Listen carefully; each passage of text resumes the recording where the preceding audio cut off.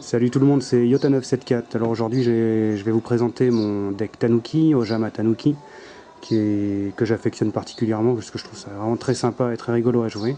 Donc je vais vous en faire la présentation tout de suite. Donc, deck box.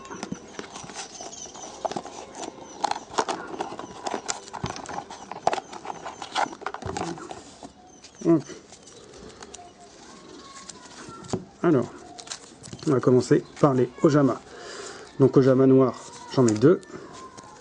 Ojama jaune, 2. Ojama vert, 2. Ojama bleu, 2. Alors le Ojama bleu va servir quand il est détruit au combat d'aller chercher 2 cartes Ojama depuis mon deck et les mettre dans ma main. Donc les cartes Ojama, ça peut être les monstres, aussi bien le vert, le jaune, le noir, le bleu que le rouge, mais également le village Ojama, ce qui peut être super intéressant. Donc 2 Ojama rouges également, qui lui permet, quand il est invoqué normalement, par rapport au nombre de Ojama que j'ai dans la main, d'en invoquer autant que je peux sur le terrain.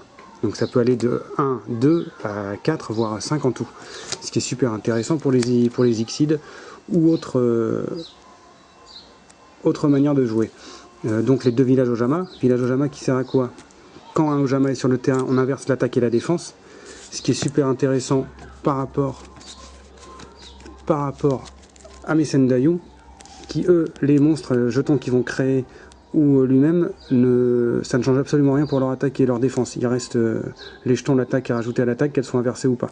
Et Sendayu est à 1000. Donc ça change pas grand chose. Donc c'est assez intéressant.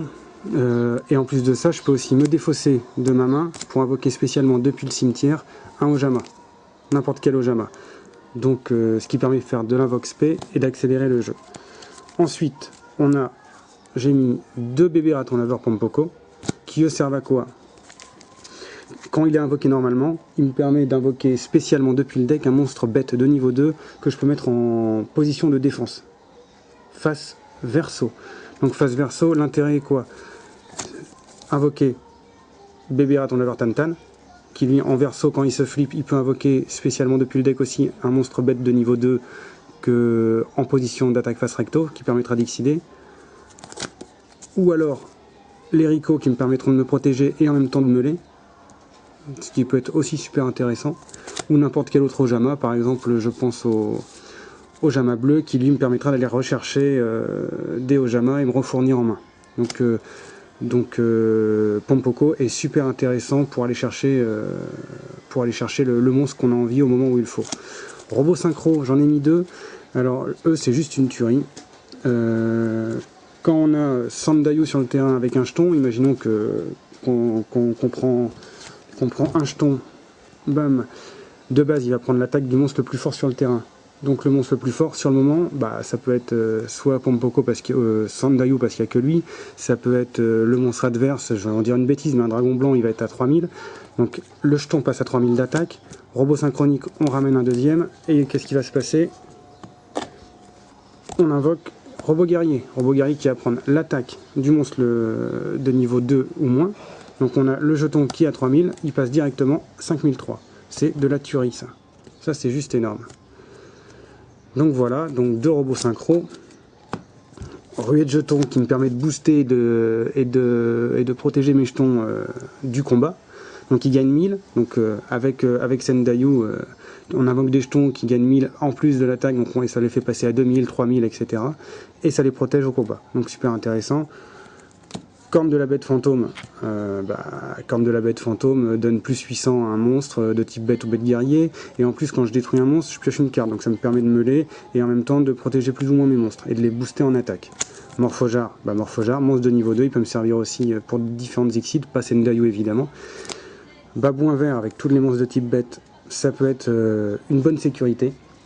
Et il tape assez fort, donc c'est super intéressant. Obélisque pour le plaisir, parce que des monstres je les amène rapidement.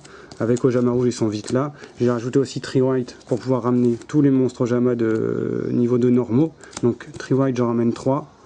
Et hop, j'invoque directement Obélisque. Donc ça c'est pour le fun, mais ça peut faire très très mal aussi.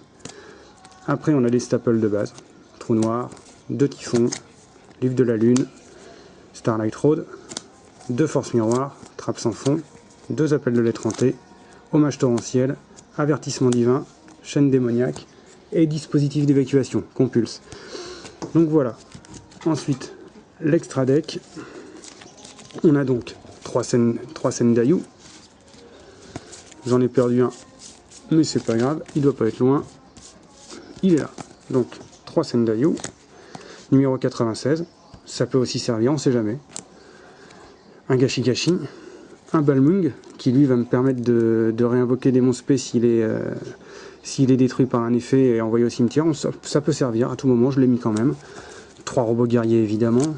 Fitzgerald, alors lui qui peut me sauver la vie, vu que quand il attaque, les cartes pièges et magie ne peuvent pas être activées jusqu'à la damage step. Donc ça peut changer la phase d'un duel. Kalidor, pourquoi pas. Poussière d'étoile avec chemin lumière d'étoile.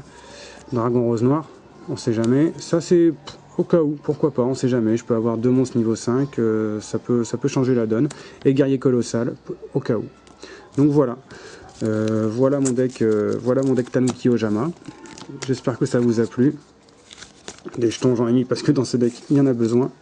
Et vivement que je trouve des tokens, Tanuki, ça pourrait être super rigolo. Donc voilà, c'était Yota974, je vous ai présenté mon deck Tanuki Ojama et j'espère que ça vous a plu.